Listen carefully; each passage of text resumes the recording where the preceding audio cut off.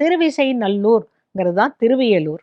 இந்த கோயில்ல அது எதுக்கு நந்தி இப்படி திரும்பின்னு இருக்கார் அப்படின்னு கேட்டா, ஒருத்தன் மகா பாவியான். ஆனா அந்த நேரத்துல அவன் மனைவி சொன்னாளாம், இப்பவான்னு சிவனை கூப்பிட மாட்டீங்களா, உங்களுக்கு புத்தி திருந்தாதா அப்படின்னாலாம். அவன் சாக போறான்னு தெரிஞ்சு, சிவனே என்னை காப்பாற்றுங்கள், சிவனே என்னை காப்பாற்றுங்கள்னு சொல்லிட்டாராம். அப்ப பரமேஸ்வரன் சொன்னாராம், இந்த நேரத்தில் என்னை யார் கூப்பிடுவது அப்படின்னு கேட்டபோது நந்தி அப்படி திரும்பி பார்த்துதான். திரும்பி பார்த்தபோது அதே நிலையில தான் இன்னைக்கும் இருக்கார். உடனே நந்தி போய் பார்த்தாக்க யமன் வந்திருக்கான் அந்த அவனோட உயிரை எடுக்கிறதுக்கு. சிவன் சொல்றார், அவன் லாஸ்ட் மினிட்ல கூட என்ன கூப்பிட்டான், போய் காப்பாத்தி விடுவோம், அவனோட ஆத்மாவை காப்பாத்துவோம், அவன் யமன் எடுத்துன்னு போக வேண்டாம் அப்படின்னு சொன்னாராம்.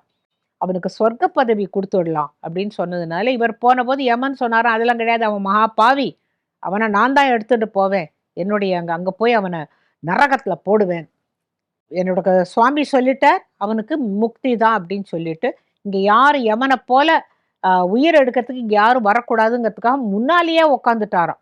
கொடிமரம் பலிபீடம் இங்க நந்தி இருக்கணும், ஆனா அங்க முதல்லயே உட்காந்துருக்காரு. அப்புறம் யார் கூப்பிடுறா அப்படின்ட்டு அந்த காதை அப்படி சாய்ச்சிக்கிட்டு அந்த நந்தி இன்றளவும் அப்படியே இருக்கு. இதெல்லாம் அந்த பழங்கால கதைகளை எப்படி அழகா ஒரு சிற்பமா வடிச்சு நமக்கு இந்த கதையை புரியறதுக்காக வச்சிருக்காங்கங்கிறது தான் ரொம்ப ஒரு அழகான இது.